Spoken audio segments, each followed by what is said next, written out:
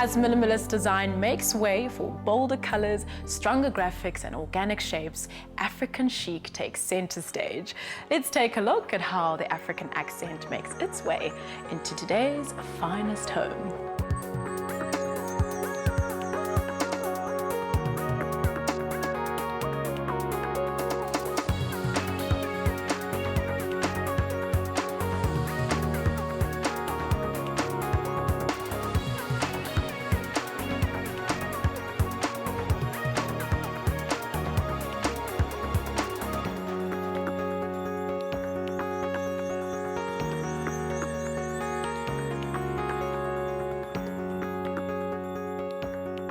In today's episode of Finest Homes, we visit a townhouse that, from the exterior, has a seemingly understated existence.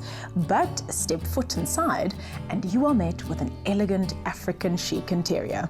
The design firm responsible for the most recent update to the property is Kim H. New. Gerard, one can't help but notice this beautiful marble staircase, and by the looks of things, there are quite a few hero pieces here. What was the brief for the home? Well, the client actually came to us. He's from overseas and he wanted a bit of a home in Johannesburg when he did business here. And he stayed in a hotel, a prominent hotel in Johannesburg at one stage, that had a very strong African theme. And he asked us to create a comfortable space that had that strong influence, but wasn't a copy of that. So he wanted sophistication, a place where he could entertain, but something that clearly reminded him of the fact that he was in South Africa. Even though he was in Joburg, he still wanted to feel a little bit like he's in the bush, but with a lot of sophistication. Well, I know the African theme is very bold in nature, but it's not every day that you come across a red and gold kitchen, but it has so much impact. Well, yeah, like I said, the client's from overseas, so he's French actually, and he said to us, French people don't do boring kitchens. He loves cooking, so one of his requests was something that would pop out when people walked in. He loves to entertain around the stove. He loves to make dishes for his guests. And we had specific requests around the cookware and everything else. And the pieces he chose was red. So we took our cue from there and said, well, why don't we bring a bit of red in here? Red really suits the style of the home, but it also just jumps out at you. And obviously there had to be that bit of bling. So we had to bring some brass plating into the kitchen as well. Well, a little birdie told me that behind me, this actually used to be a wall or a room. How did you manage to create this airy open space? Well, when I met the client first, he said to me, I need to feel like I'm in nature. Now, they don't have a massive garden, so we had to maximize whatever we had, and we wanted to bring some light in. We had this beautiful tall window on this side that did bring light in, but it all ended up reflecting onto this wall of a small little old school, I think it was a private lounge or something. So when I walked into the space and he told me what the brief was, I said to him, well, we're going to have to knock out the walls. So we took out outside walls to bring in more light, and we had to take this out so that this is an inviting flowing space. As you walk in, you feel like you're welcomed into the space. It opens up into the garden and you experience it from every corner. Well, just about the layout, can you talk us through the navigation of this downstairs area? Well, absolutely. I mean, it's not a big house, so it's not a massive house. It's still in a security complex in Joburg, so it's your typical type of home. And as you come in through the front door, you're greeted by this marble staircase. It wasn't a marble staircase originally, but the client said, I need something with elegance. And then I wanted this window to be a feature piece as you come in through the front door, because you can still see a bit of the garden on the other side of that. So we needed something that really told you what type of space you're walking into. So I approached one of our amazing suppliers, and they created this beautiful natural edge table. And we actually started with that before we started the kitchen. So in placing the table, we realized, wait, we're going to have to join this up with the kitchen because it's not a massive kitchen. So the idea is that you literally have this kitchen space that flows into the living area on that side and then takes you out to the outdoor patio and the boma area. And that, to me, that's kind of how you would entertain.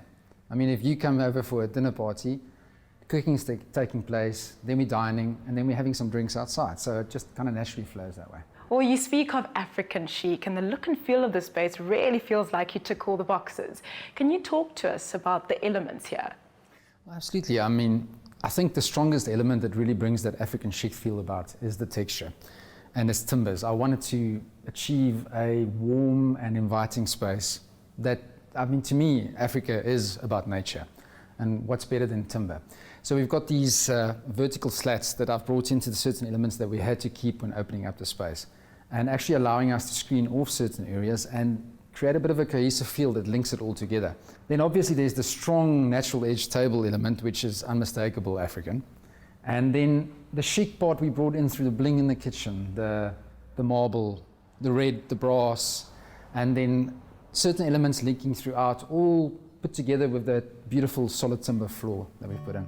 And when we do go through to the lounge area, you'll see there's some unmistakable African pieces, from live root tables to a hand-carved bench. And then the chic part, which is the deep buttoned leather seats and the beautiful plush sofa and the curtains that just kind of blow in the wind. We're in the lounge area now, and there's such a delicate balance between different materials like the wood and the leather and the glass. What is the recipe for success to get this execution? Well, I don't like to say there's a recipe for success. I think you have to suss out each space for what it is and what it needs. Obviously, we wanted an open space. I didn't want to clutter this space. We really went to the lengths of actually removing walls so we have more of an open feel. And so the kitchen dining area links through to this space and takes us to the outside. But we had to anchor it with some key pieces. So bringing back to the African chic feel, we actually have nguni, which I think is one of the most amazing skins to use for this type of style, on the floor to demarcate the center of the room. Beautiful root table, which also links back to the style, and then the more elegant and luxurious finishes with our velvety textures on the sofa and the levers on the chairs with a deep buttoning detail, just to give it a bit of class and elegance. And then something a bit more rustic, like a hand-carved bench. It feels like something you would find in the bush somewhere. So I think it's feeling out the space, seeing what works, and to us, because we wanted openness and light, kept it to a minimum and kept a similar palette throughout with some punchy pieces. One of my favorite features about this home is how much light comes in here. Talk to me about the balance of natural light and artificial light. Well, that's a very important balance when it comes to interior. A lot of people tend to skimp when it comes to lighting, and lighting is really the thing that sets the mood, sets the tone. I mean, this home at night is something special. It really feels warm and inviting. And we tried to achieve that because I wanted a space where you could cater for every different time of the day. So as you can see, there's a lot of natural light that comes in. With the walls we've removed, there's a lot of natural light. But we wanted some indirect lighting for mood. So we brought in some cove lights, and that's a nice, neat little trick you could use in a home. Some indirect lighting that reflects off the ceiling so you get a softer glow. And then some more functional downlights to actually give you functional lighting if you were busy with something else. And obviously there's the fireplace behind us that lets down through some natural light, but also at night, what sets more of a mood than a fireplace you could sit in front of? If you pick a particular style, like African chic, for example, is it something you should carry around through the entire home, or can you break it up a bit? Well, you can absolutely carry it through. I tend to actually encourage people not to do that. This is still your home, this is your space, it's not a showroom. So whatever speaks to you, it doesn't have to be the same style. You can incorporate throughout the space. And this house, actually, what we tried to do was, he requested this African chic feel downstairs for entertainment and for when he arrives home. But we still wanted to pay homage to his European background, because he is actually a European. And we brought some more classical, contemporary elements upstairs.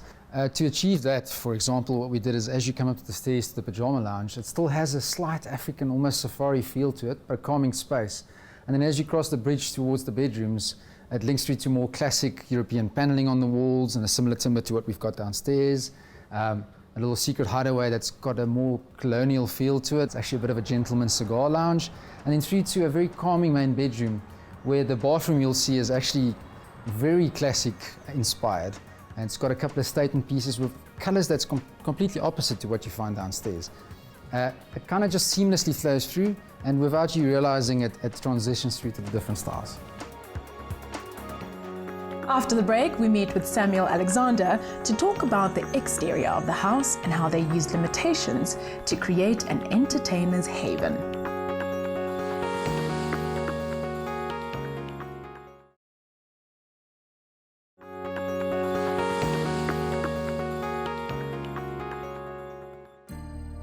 In today's episode of Finest Homes, we're visiting a townhouse that appears modest from the exterior, but reveals an opulent interior that speaks to an African theme.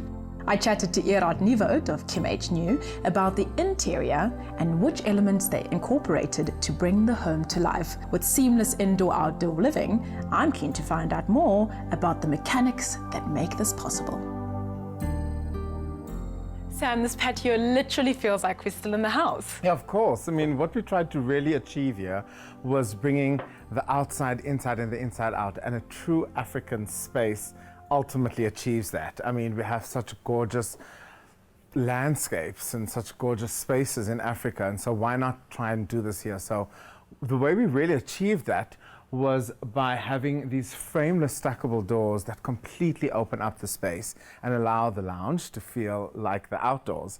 And then of course we have these drapes that just make the space feel so luxe and so comfortable. Absolutely, it almost softens the space for what is, after all, the exterior. Yeah, and I feel what we really had to achieve here, and the brief was that this house, the space needed to be an entertainer space. And the client, when we pitched the whole idea to them, they loved the concept of having a room outside but was inside. So if you were to close these drapes up, it would feel like part of the space. But once you open up these drapes, it just lends itself to this gorgeous garden. And it feels like there's such a smooth transition between the indoor and the outdoor, but each space holds its own. How did you achieve this? So a really smart way to create this indoor-outdoor feel is to allow the floors to continue traveling outdoors. And so we decided to do a timber deck that wraps around right to the pool area. And that was something that the client really, really wanted. Again, this allows and lends itself to this African chic vibe. Then we decided to build the space up with these gorgeous drapes, again bringing in some natural textures. So these are linen drapes, and it really does allow the space to feel luxe. We then decided to have this beautiful wooden table, timber table outside, and that allows for this entertainment factor which the client was very strong about. So I mean, a 12-seater entertainer's vibe outside. Yeah, I mean, for what could be a compact space, it's more than enough space for entertainment. And of course, you've got your fire pit down yonder, which is so impactful with that monochromatic effect. So what the client really wanted is they wanted to enjoy sunsets, and there's nothing more beautiful than an African sunset.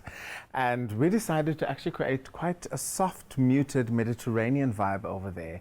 And yeah, once you sit in there, you're gonna love it. I mean, with the plushness of the space, and that again lends itself to this African chic environment. So instead of being at the bush, we brought the bush to the urban area. Well, I can't resist. I'm ready to go down there and enjoy the view. Let's go.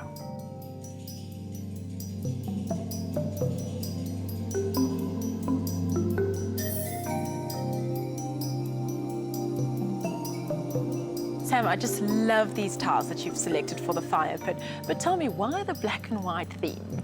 So at Kim H New, we're pretty bold, and what we really wanted to create was the stark contrast between natural and something really luxe. And I think that this contrast with the black and white against all the natural textures and the luxe, it's just, yeah, I mean, the black and white just really stands out. It's bold. The client also really had a brief that was, they wanted something a bit modern outside. And so we took that and extrapolated on that brief, and here we are sitting in this amazing fire pit. It's actually one of my favorite places in the whole space, actually. Now, I see what you meant about having a view from every sort of corner of the exterior, from the balcony at the bedroom, and even here, there's a great surrounding of nature. Talk to us about sort of the different views. So when we were designing this space, while this was being installed, I was up in the bedroom, and on that balcony, when I looked down, it was such a breath of fresh air looking down on something so modern, and yet it feels a bit Mediterranean also. And then when you're around the pool area looking onto this, your eye's just drawn to want to go and sit over there. And then again, this being juxtaposed against your patio area, which is not as bold and stark as this. Just your attention is constantly drawn, and when you're in the house and you actually traverse and you come around the corner, this is the first thing that you see. And then of course when you sit over here and you look at this beautiful home, I mean, the view is just impeccable, the lighting is amazing, and yeah, it just feels kind of hotelish. Totally, and I mean, it's uniquely beautiful, and yet we're in a townhouse complex. So did that come with some challenges, and what additions could you make to make it this unique home? Huge challenges. The one thing was not being able to change the facade. So we had to work with a structure that was there and make it beautiful. the client really wanted their home to feel like an entertainer's home. So we had to come up with really clever ideas in order to change the aesthetic appeal on the outside. So one way that we achieved that is by having these stack-away doors, frameless glass stack-away doors, which just disappears once you open them, and the home is just completely opened up.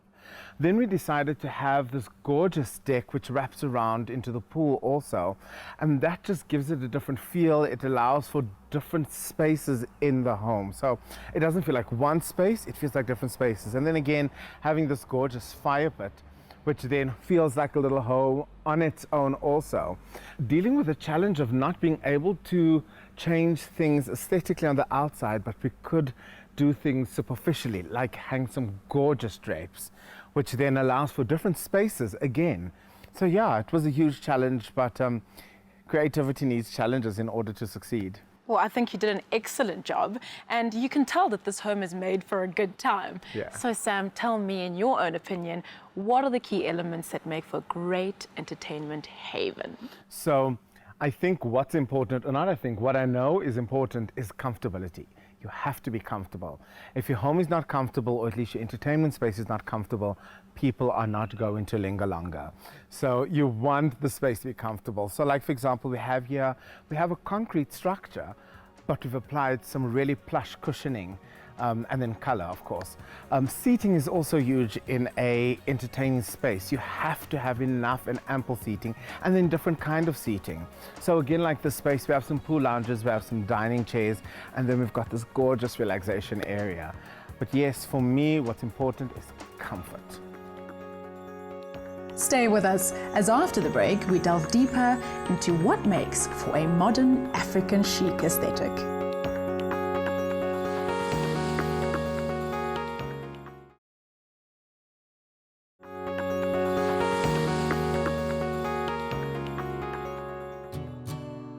In today's episode of Finest Homes, we visit a townhouse that sits neatly between its neighbors. Step inside and you are met with texture and warmth.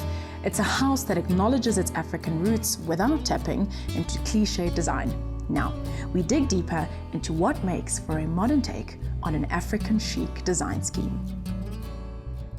Gerard, when I think of African interior design, I think animal print, I think earthy colors, but as soon as you add chic next to it, then you think it needs to be a little bit more well considered. So how do we bring African chic to life? I think most people think about animal prints and all the things you've mentioned when they think of this style. I actually tend to disagree with it slightly, because I think it's a style where you have to be careful not to do the cliche game lodge type of look and feel that everyone's so used to it. It shouldn't be plastered with oranges and reds, actually. It's having those strong African elements as your base and as accents, but then bringing a more contemporary, rich, luxury feel into the space. So it's kind of a bit more of a middle ground, less all about Africa, but strongly influenced by it.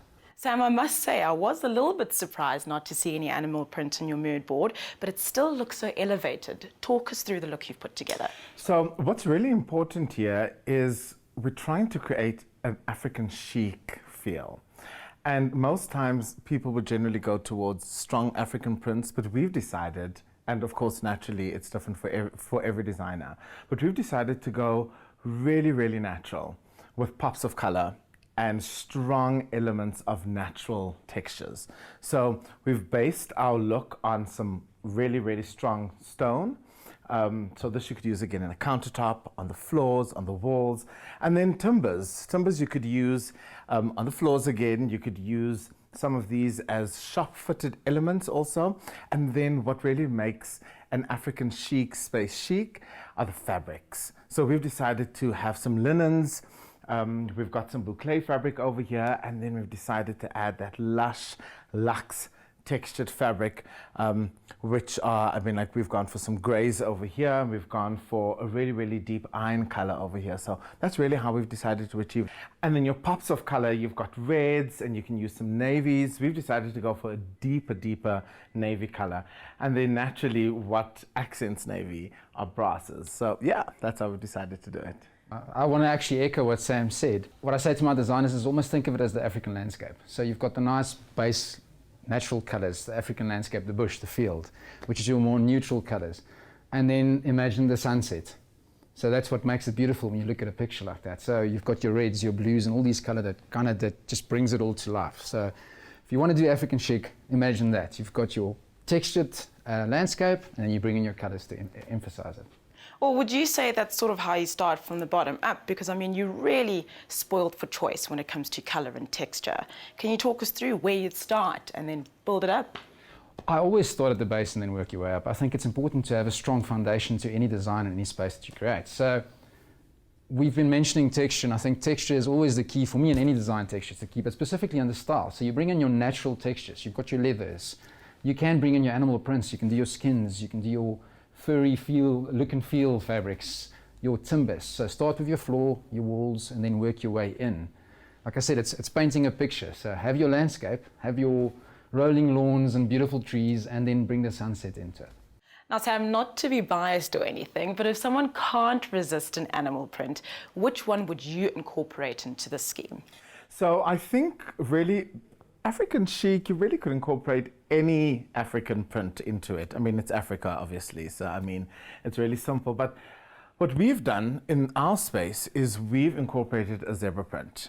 So, for example, outside we have a very strong black and white theme incorporated with some mustards also. And then inside we have some rich leather textures, and the black and white just pops against that. So yeah, really, I mean, it's easy to put a print against the scheme. And I'd like to talk a little bit about where this scheme is most appropriate. I mean, could you fit this into a modern contemporary home or a townhouse? What are your thoughts, Gerard? Absolutely, I think you could fit it in anywhere. It's quite a popular style these days internationally. And I think it's because people are creating quite a hype around Africa because it's such a rich continent. It's such an honest continent almost. And that really appeals to everyone, and that allows us to use it in any space. I mean, you could use it in a small apartment, obviously be a bit more careful with your striking elements you bring in there so it doesn't overpower anything.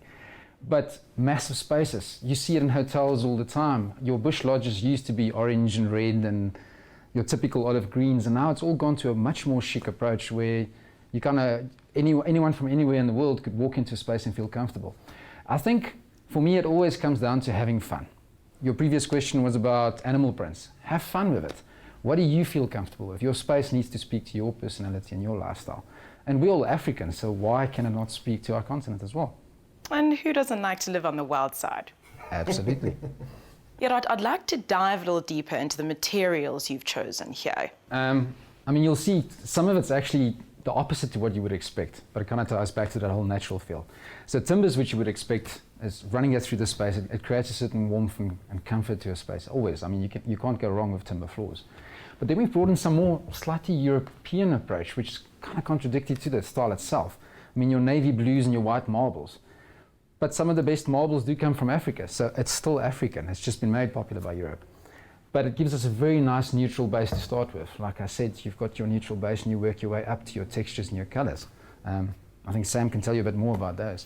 And then we've decided to really allow the space to feel luxe by choosing really, really soft fabrics.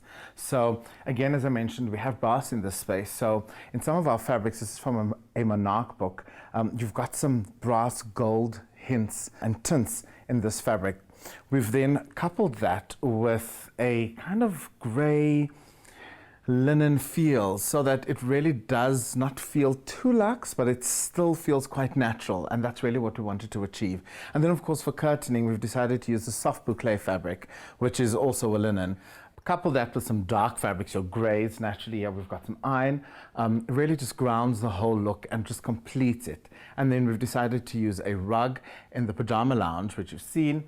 That also is really, really luxe. It just allows the space to feel homely, and it allows the space to feel thought of and thought through.